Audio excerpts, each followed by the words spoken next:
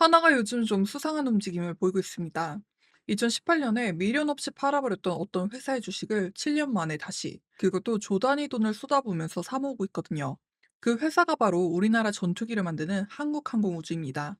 대체 왜 갑자기 이러는 걸까요? 사실 이 질문의 답은 지금 저 하늘 위에서 벌어지고 있는 아주 흥미로운 전쟁 안에 숨어 있습니다. 미국은 거대한 젓가락으로, 중국은 바다에 친 그물로 로켓을 주워 담고 있는 이른바 로켓 재활용 전쟁이죠. 이게 왜 한화의 승부수와 이어지는지 그 큰 그림을 지금부터 풀어드릴게요. 먼저 이 전쟁이 왜 뜨거운지부터 보겠습니다. 원조는 역시 미국의 스페이스X였어요. 2024년 10월 발사 7분 만에 되돌아온 거대한 로켓을 발사탑에 달린 젓가락 발로 공중에서 그대로 집어냈거든요. 버리던 걸 처음으로 받아낸 순간이었죠. 그런데 바로 며칠 전 이 판에 중국이 확 끼어들었습니다. 로켓을 쏜 뒤 부스터를 바다 위에서 회수했는데 방식이 재밌었어요. 미국처럼 짚는 게 아니라 배 위에 강철 그물을 쳐놓고 로켓에 달린 고리를 거기서 딱 걸어서 받았거든요. 그래서 바다 그물이라고 부릅니다. 이 회수에 성공하면서 중국은 미국에 이어 로켓을 다시 쓸 기술을 손에 넣은 세계 두 번째 나라가 됐죠. 미국과 중국이 이렇게 앞서 나가자 옆 나라인 일본도 바로 다음날 첫걸음을 뗐습니다.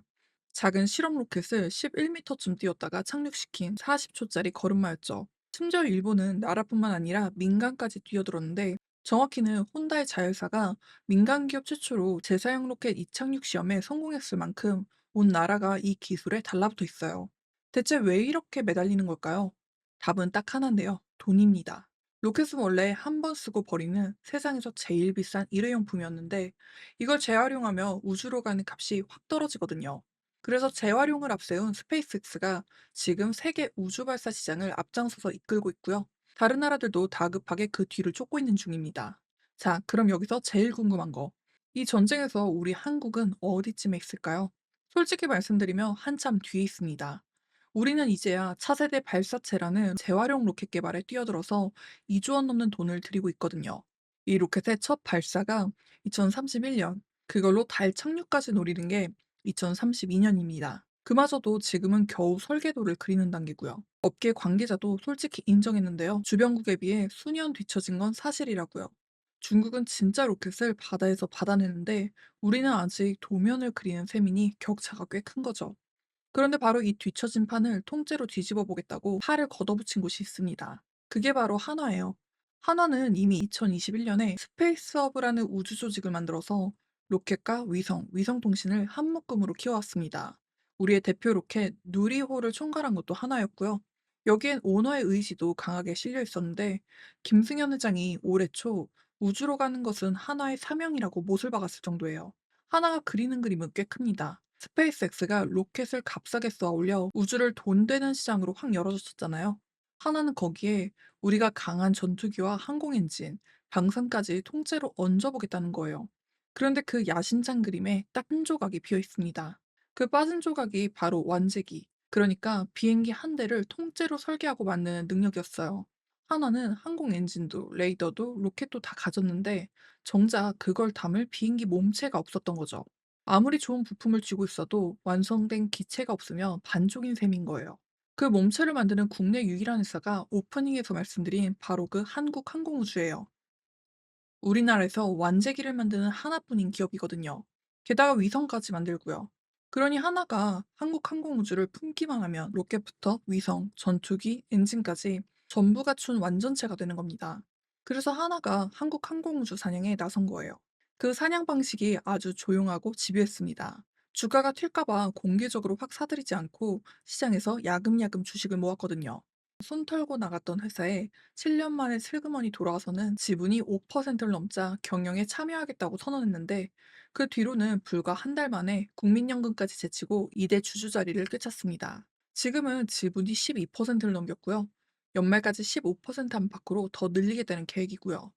그런데 여기엔 넘기 힘든 벽이 하나 있습니다.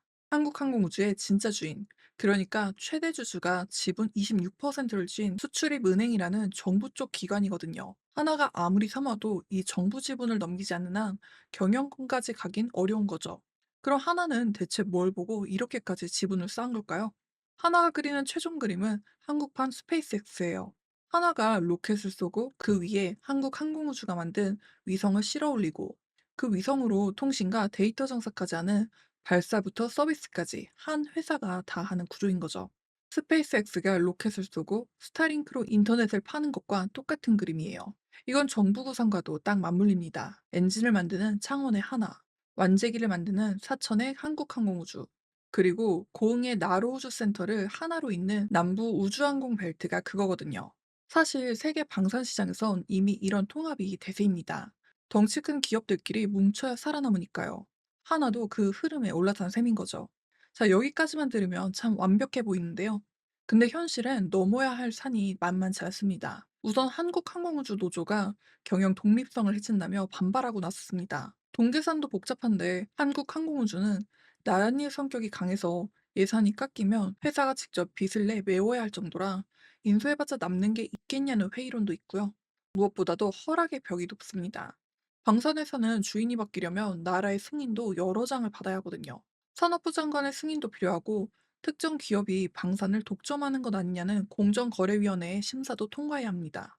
게다가 지금 정부는 공기업 민영화에 부정적이라서 최대 주주인 수출입은행도 팔 생각이 없다며 선을 긋고 있죠. 그래서 하나도 당장 인수가 아니라 15%대 밑에서 조용히 이대주주 자리를 지키며 때를 기다리는 거예요. 그럼 이 모든 게 우리한테는 무슨 의미가 있을까요? 지난 몇 년간 K9 자주포나 FA50 같은 무기 수출, 그러니까 K 방산이 우리 경제의 새 효자 노릇을 톡톡히 하고 있잖아요. 그 다음 바통을 이어받을 후보가 바로 K우주입니다.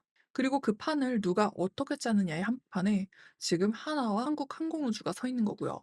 물론 대기업 하나가 방산을 다 가져가는 것 아니냐는 걱정도 있고, 반대로 로키드 마틴 같은 세계적 공룡들과 싸우려면 우리도 덩치를 키워야 한다는 목소리도 있습니다. 어느 쪽이 옳다고 딱 말씀드리긴 어렵지만 분명한 건 우리 우주 산업의 지도가 지금 이 순간 다시 크게 그려지고 있다는 거예요. 그럼 정리해 보겠습니다. 하늘 위 로켓 재활용 전쟁에서 미국은 젓가락으로 앞서가고 중국은 바다 그물로 따라붙었는데 우리는 솔직히 몇 년 뒤처져 있습니다. 하지만 바로 그 뒤처진 자리를 뒤집겠다고 하나가 한국 항공우주라는 마지막 조각을 집어들며 한국판 스페이스X라는 큰 그림을 그리기 시작한 거죠. 오프닝에서 던진 질문, 왜 7년 만에 되사느냐의 답이 바로 이거였습니다. 물론 노조도 규제도 정부의 신중함도 다 넘어야 할 산이에요. 그래도 우주라는 새 시장의 지도가 지금 그려지고 있고 그 펜을 하나가 지려 한다는 것만은 분명합니다. 여러분은 어떻게 보시나요? 하나의 이 큰 그림이 승부수가 될까요? 아니면 무리수가 될까요? 댓글로 이야기를 들려주세요. 오늘의 내용이 도움이 되셨다면 구독, 좋아요, 알림 설정 한 번씩 부탁드리겠습니다. 지금까지 나나의 경제시선이었습니다. 감사합니다.